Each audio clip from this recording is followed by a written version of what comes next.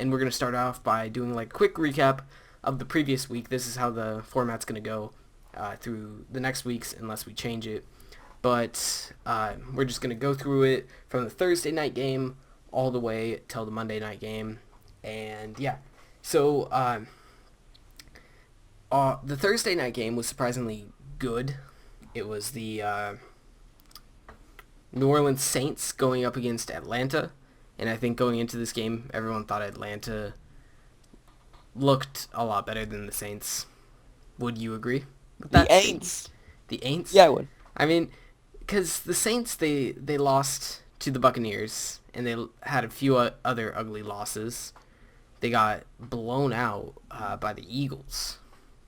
So that's not a good look. And then they came out and beat Atlanta, but I don't think that it's really showing how good the Saints are or how bad the Atlanta is. I feel like that's just one of those divisional games that just goes that way, you know?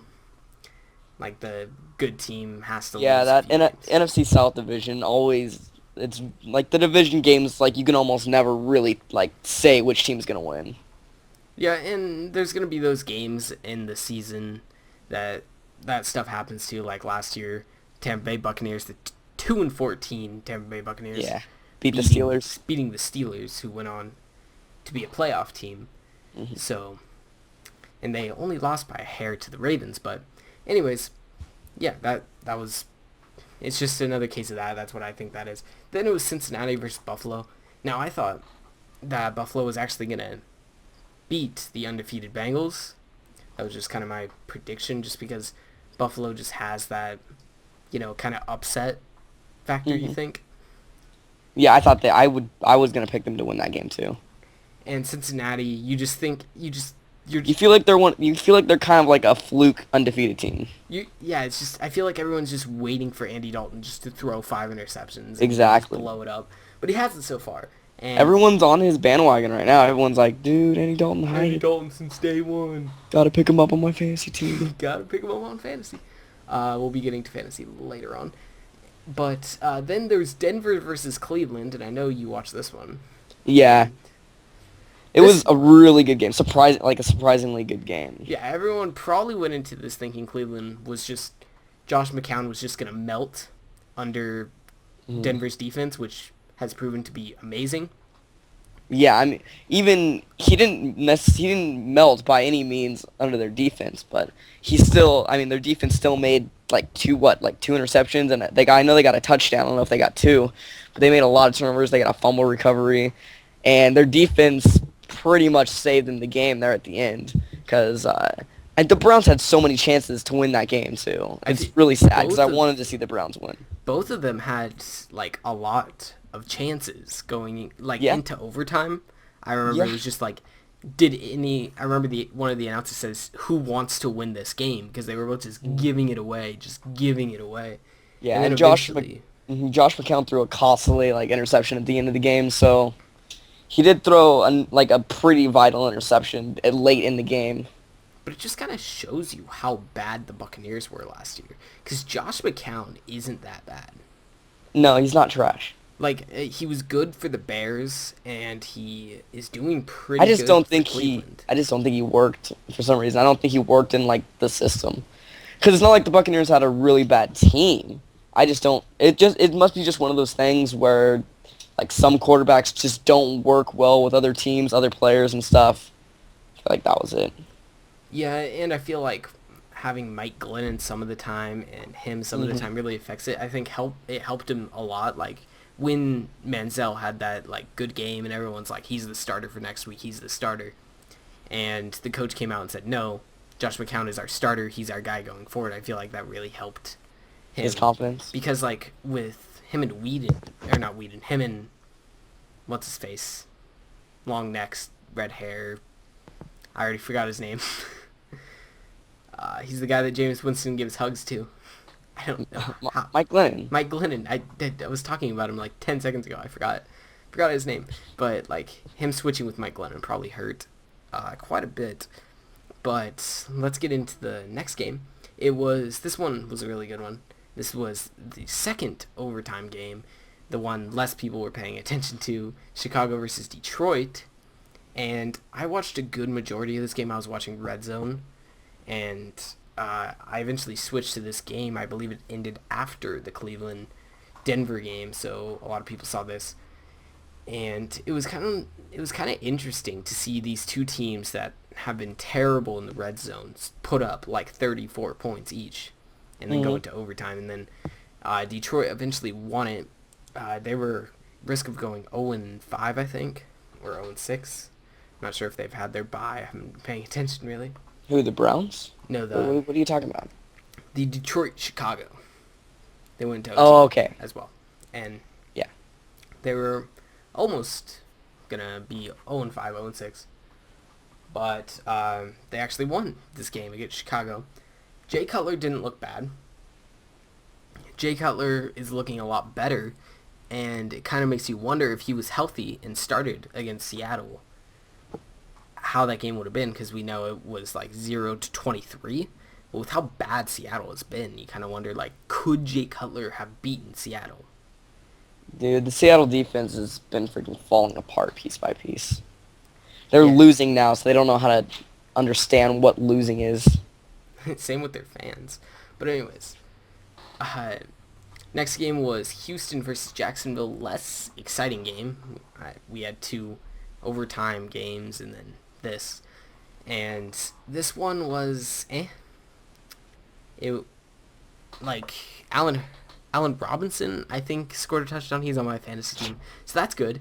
And Blake Bortles had another impressive game. I feel like the problem with Jacksonville is actually their defense and their secondary, and then just giving up points because, like, their offense has always been the issue. Like, who's their quarterback, who's their receivers, what's their line, who's their running back. But they kind of have that kind of sorted out. Their line is iffy, their running back is iffy. But they have two good receivers, Allen Hurns, Allen Robinson. They have a promising young quarterback, Blake Bortles, who I think is a lot better than a lot of people think. And, you know, with that, I think he did all right, but his defense gave up 31 points to the Texans. So there's that. I don't know how you give up 31 points to the Texans offense, but they did it. And I'm kind of salty about it because I played Arian Foster on my opponent's fantasy, but we'll just ignore that for now. We're going to kind of go faster through these. Kansas City versus Minnesota. Really boring, really ugly win for the Vikings. And Adrian Peterson just screwed me. He had I think at the end he averaged 2 yards a carry. But there was at a point where he was averaging .1 yards a carry, at the half. It was terrible. It was ugly. Then Jets versus Washington. Yeah. It was all right. The Jets secondary dominated Kirk Cousins, so there's that. Here was what a lot of people think is an upset. I don't really see it as an upset, but whatever. A Super Bowl rematch between the Cardinals and the Steelers. Pittsburgh ended up pulling off the victory, 25-13. A lot of people think the Cardinals, including me, are a Super Bowl favorite. I think that it will most likely be Patriots Cardinals because I feel like Aaron Rodgers is gonna choke like he has done the past few years, but whatever. And then there was Miami Tennessee. Mariota didn't show up. Mariota looking like RG3 out there. We'll get to that a bit later. We have Carolina versus Seattle. This is the game that Luke was referring to earlier when he talked about them falling apart. Who? Carolina and Seattle. The Seattle Yeah. secondary, their defense. Yeah, Seattle secondary. Freaking They- the Legion of Nothing. Legion of Losing. Solid, and they blow another. I think it was a 3-score lead they had.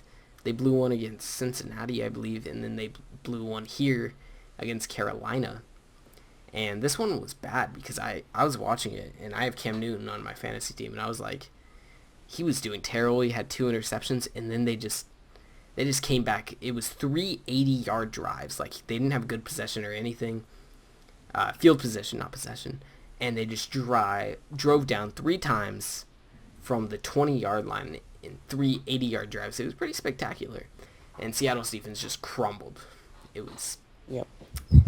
Here, Cam Newton, though. Cam Newton, though. I think he's proven a lot of people wrong this season. A lot of people just kind of saw him as I don't know, a less arm-talented Donovan McNabb or something. Ron Rivera is really lucky that he has Cam Newton, because Cam Newton's, like, really the only player that I like on that. I don't have a problem with any other players, but Cam Newton is, like, such a good player. I just don't like the way Ron Rivera coaches and what he does. Like, cutting Steve Smith. If they had Steve Smith, dude. Steve Smith is still, like, he's still... This is his last year, and he's literally... because it's his last year, I feel like he just doesn't care anymore. He's just, like, giving it everything. I'm not even sure if it's his last year. I know he announced that, hey, this is going to be last year, but I think he's at the last second. He's going to be like, nah. After this, I hope he doesn't, dude. He's one of my favorite players, yeah. I saw this thing on iFunny. It was like, Steve Smith edit, and it was absolutely terrible. They just made him pink. And they just went with that. They're like, for breast cancer awareness. BCA. And red because he used to play, I don't know, it was some stupid thing why it was red. Oh, because that was his, like, birth. No, that's the college he went to. It's like red and pink mixed. It's literally the worst thing I've ever seen. What does his college have to do with breast cancer awareness? Is it a breast cancer awareness edit, or is it a college edit? It's both. It's Steve Smith standing there in a Baltimore jersey, and then his entire body is colored pink/red. Oh, jeez. It's like one of those designs that they're like, oh, concept uniforms, and they're just literally the worst thing ever. Alright, next we have the historic game. This was the first time, let's see if you can guess this game, you probably should be able to. This is the first time a quarterback threw for over 500 yards and still lost. Phillip Rivers. Phillip Rivers and the Chargers went into Green Bay. They're 2-5, right? No. No, 1-4. It's either 1-4 or 2-4. I think it's 1-4. They've had a lot of close games. If they're 2-4. 2-4. Now it's possible. So they're definitely by far the best 2-4 team that there is. Definitely. They've had so many close games and have ended up in losses. And this one's probably the most heartbreaking one, going in to Green Bay and almost knocking off Aaron Rodgers and the Packers, who have a surprisingly good defense this year. A lot of people always give them slack for their defense, but it's been pretty good.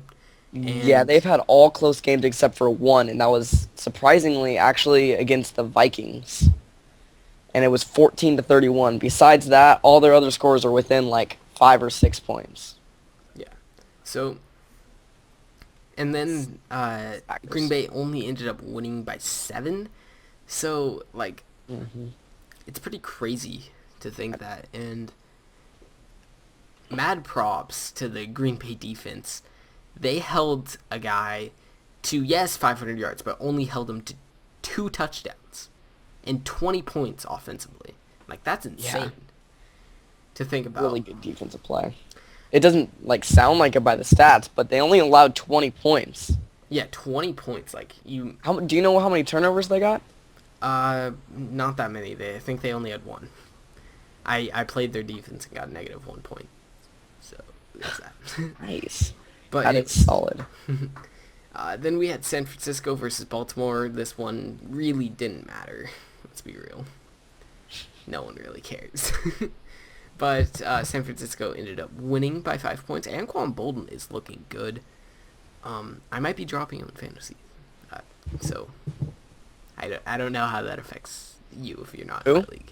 Anquan Bolden. Yeah. Played really good. But I have a few other guys that I want to get. Then we had the Deflategate V2 against the Colts, New England versus the Colts. This was a great game. It was actually best play of all time in this game. It was actually a lot closer than a lot of people thought. It was let me just put it as a strategic masterpiece of football.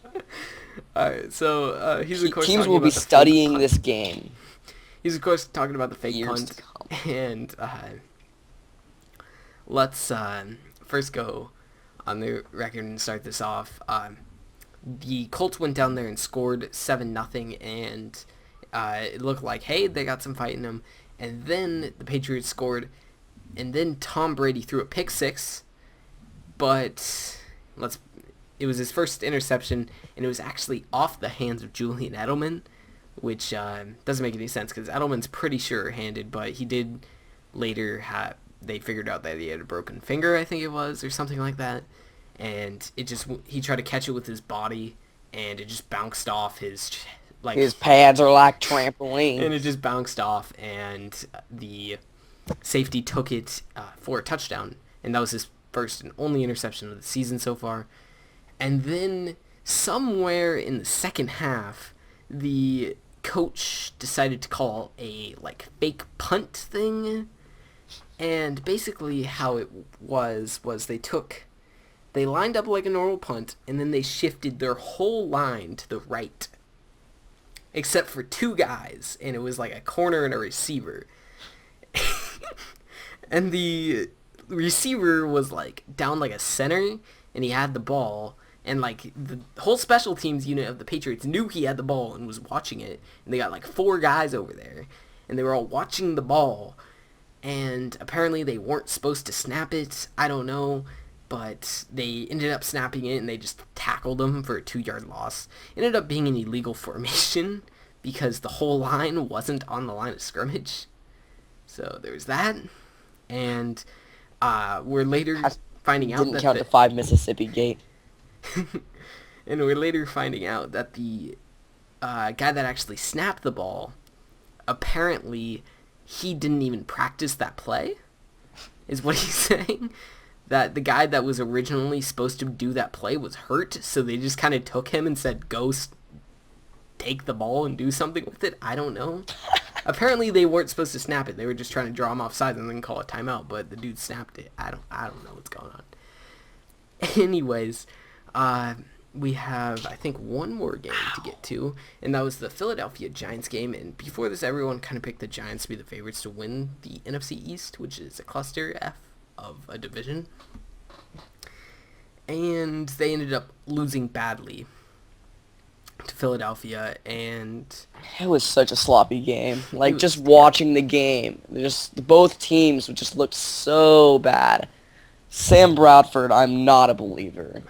No, God, Sam Bradford is. I think I his face. True. I think I am a believer though of that Eagles defense after that game. Eagles defense, did their pass rush?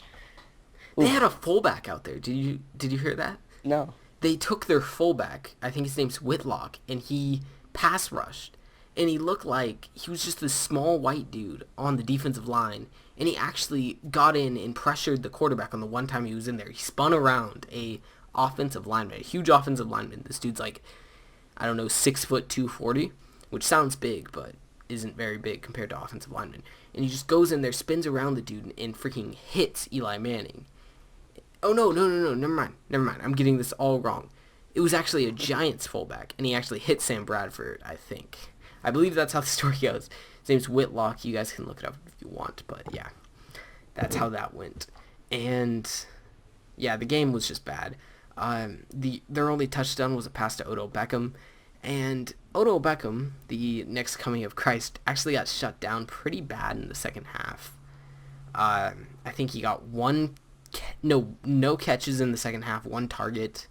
He was just shut down, and I feel like that's the best way to shut him down is they just got their fastest corner and put him on him. Because if you watch Odell Beckham, he doesn't run routes. He just kind of runs, and for some reason, some DBs can't do that. They can't run. So, I don't know. But that seems to be the way to shut him down the easiest.